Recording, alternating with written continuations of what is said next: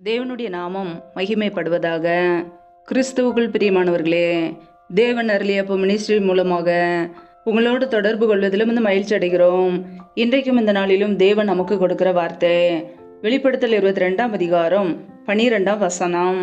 இதோ சீக்கிரமாய் வருகிறேன், அவனுடைய கிரியைகளின்படி அவனுக்கு நான் அளிக்கும் பலன் என்னோடு கூட வருகிறது. ஹல்லேலூயா. கிறிஸ்துவுக்குள் பிரியமானவர்களே, கர்த்தர் சொல்கிறார், இதோ சீக்கிரமாய் வருகிறேன், அவனுடைய கிரியைகளின்படி அவனுக்கு நான் அளிக்கும் பலன் என்னோடு கூட வருகிறது என்று. பிரியமானவர்களே, நம்முடைய வாழ்க்கையிலே நாம் என்ன செய்கிறோமோ அதற்கேற்ற பலனை கொடுக்க கர்த்தராய் இயேசு கிறிஸ்து சீக்கிரமாய் வரப்போகிறார். ஹல்லேலூயா. அதற்கு முந்தைய வசனத்திலே நான் பார்க்கும் பொழுது, அநியாயம் செய்கிறவன் இன்னும் அநியாயம் செய்யட்டும், அசுத்தமாய் இருக்கிறவன் இன்னும் அசுத்தமாய் இருக்கட்டும், நீதி உள்ளவன் இன்னும் நீதி செய்யட்டும், பரிசுத்தம் உள்ளவன் இன்னும் பரிசுத்தம் ஆகட்டும் என்று கர்த்தருடைய வார்த்தை கூறுகிறது. பிரியமானவர்களே, நம்முடைய வாழ்க்கையிலே நம்முடைய கிரியைகள் எப்படி இருக்கிறது? நற்கிரியைகளாக இருக்கிறதா அல்லது துர்க்கிரியைகளை செய்து கொண்டு இருக்கிறோமா? நாம் பரிசுத்தமாய் மாறும்போது, இன்னும் பரிசுத்தம் உள்ளவர்களாய் வாழும்போது அதற்கேற்ற பலனை நாம் அடைய முடியும். அல்லது துன்மார்க்கமான வாழ்க்கை, மனம் திரும்பாதபடி துர்க்கிரியைகளை செய்து கொண்டு இருப்போம் என்றால் அதற்கேற்ற பலனை கர்த்தர் கொடுப்பார். ஹல்லேலூயா. வேதத்தில் நாம் வாசிக்கிறோம், ரோமர் 2ஆம் அதிகாரம் 6, 7 ஆகிய வசனங்களிலே, தேவன் அவனுடைய கிரியைகளுக்கு தக்கதாய் அவனுக்கு பலனளிப்பார். சோர்ந்து போகாமல் நற்கிரியைகளை செய்து மகிமையையும் கனத்தையும் அழியாமையும் தேடுகிறவர்களுக்கு நித்திய ஜீவனை அளிப்பார் என்று கர்த்தருடைய வார்த்தை கூறுகிறது. பிரியமானவர்களே, நாம் சோர்ந்து போகாமல் நற்கிரியைகளை செய்யும் போது நமக்கு நித்திய ஜீவனை கொடுக்க கர்த்தராய் இயேசு கிறிஸ்து வருகிறார். ஹல்லேலூயா.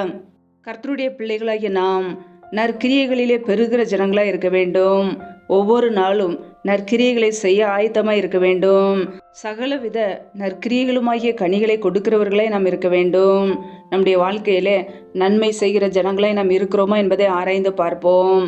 மாம்சத்தின் கிரியைகளுக்கு இடம் கொடுக்காதபடிக்கு, சுய கிரியைகளுக்கு இடம் கொடுக்காதபடிக்கு ஒவ்வொரு நாளும் நற்கிரியைகளை செய்கிறவர்களாய், நன்மை செய்கிறவர்களாய் மாறும்போது நித்திய ஜீவனை நாம் சுதந்திரித்து கொள்ள முடியும். ஹல்லேலூயா. இதோ சீக்கிரமாய் வருகிறேன் என்கிறார். அவனுடைய கிரியைகளின்படி அவனுக்கு நான் அளிக்கும் பலன் என்னோடு கூட வருகிறது என்கிறார்.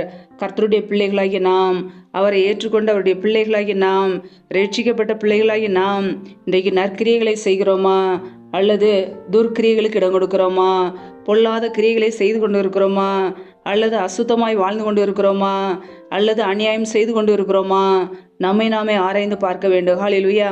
நாம் பரிசுத்தம் உள்ளவர்களாய் வாழும்போது, பரிசுத்த நடக்கையுள்ளவர்களாய் வாழும்போது தேவன் நமக்கு நித்திய ஜீவனை கொடுக்க ஆயத்தமாக இருக்கிறார். ஹல்லேலூயா.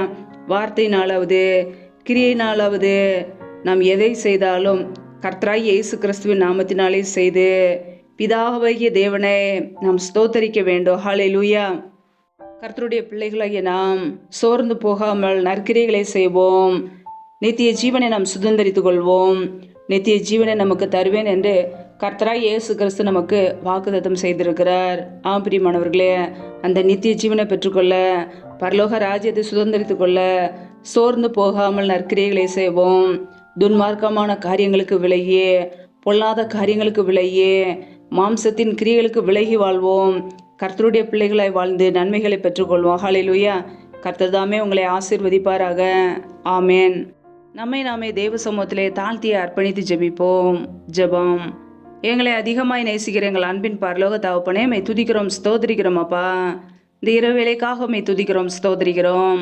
ஒவ்வொரு நாளும் எங்களை கண்ணின் மணி போல பாதுகாத்து கிருபையோடு, ஜீவனோடு, சுகத்தோடு, பலத்தோடு, ஆரோக்கியத்தோடு எங்களை வைத்திருக்கிறீரே. நன்றி அப்பா. உடைய வார்த்தைகளோடு எங்களோடு பேசுகிறீரே, அதற்காக ஸ்தோத்திரம். இப்பொழுது இணைந்திருக்கிற ஒவ்வொரு குடும்பங்களையும் உடைய கரங்களிலே தருகிறோம். கர்த்தர் தாமே ஒவ்வொரு குடும்பங்களையும் பாதுகாத்து கொள்வீராக. பிள்ளைகள் செய்கிற வேலைகள், தொழில்கள், வியாபாரங்கள் எல்லாவற்றையும் ஆசீர்வதிங்கப்பா. கைகளின் பிரயாசங்களை பெருக பண்ணுங்க. இணைந்திருக்கிற ஒவ்வொரு பிள்ளைகளையும் ஆசீர்வதிங்க. ஒவ்வொரு குடும்பத்தையும் பேர் பெயராய் ஆசீர்வதிப்பீராக.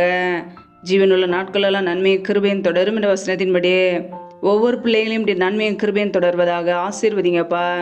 யாரெல்லாம் என்னென்ன தேவைகளுக்காக ஜெபிக்கிறார்களோ எல்லாவற்றையும் செய்து கொடுங்க. தடைகள் எல்லாவற்றையும் நீக்கி போடுவீராக.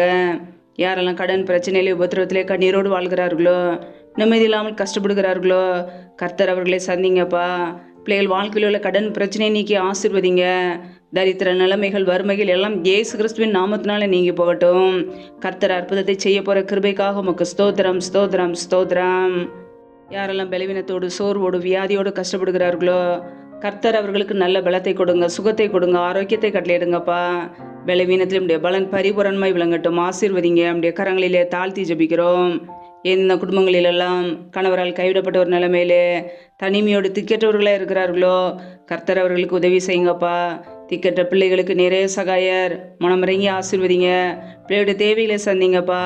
எல்லா காரியங்களையும் ஆசீர்வதிங்க. நம்முடைய கரங்களிலே தாழ்த்துக்கிறோம்.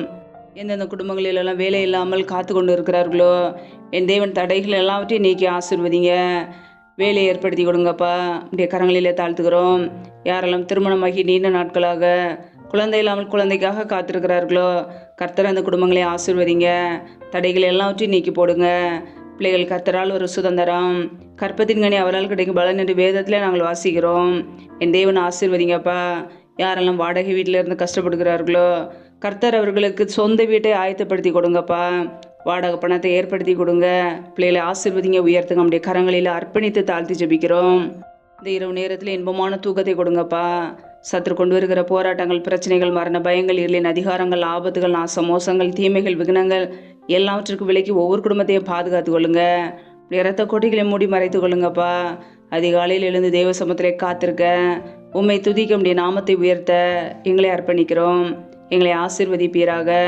கர்த்தரின் ஆசீர்வாதமே ஐஸ்வர்யத்தை தரும், அதனோடே வேதனையை கூட்டார் என்ற வசனத்தின்படி ஆசீர்வதித்து பிள்ளைகளை ஐஸ்வர்யத்தினால் நிரப்புங்க. எந்த வேதனைகளோ, துக்கங்களோ, கண்ணீரோ பிள்ளைடைய வாழ்க்கையிலே இருக்கக்கூடாதுப்பா. ஆசீர்வதிங்க, பாதுகாத்து கொள்ளுங்க. முற்றிலுமாக தாழ்த்தி ஜெபிக்கிறோம். கர்த்தருக்கு பயப்படுகிற பெரியோரையும் சிறியோரையும் ஆசீர்வதிப்பேன் என்ற வார்த்தையின் பிரகாரம் உமக்கு பயந்து வாழ்கிற ஒவ்வொரு குடும்பத்தையும் ஆசீர்வதிங்கப்பா. அப்படியே நன்மையினால் நிரப்புங்க. முற்றிலுமாக தாழ்த்தி ஜெபிக்கிறோம். எல்லா துதி, கன, மகிமை எல்லாமும் ஒருவருக்கே செலுத்துகிறோம். ஏசு கிறிஸ்துவின் மூலம் ஜெபிக்கிறோம், ஜீவனுள்ள நல்ல பிதாவே, ஆமேன். கர்த்தர் தாமே உங்களையும் உங்கள் குடும்பங்களையும் ஆசீர்வதிப்பாராக. ஆமேன்.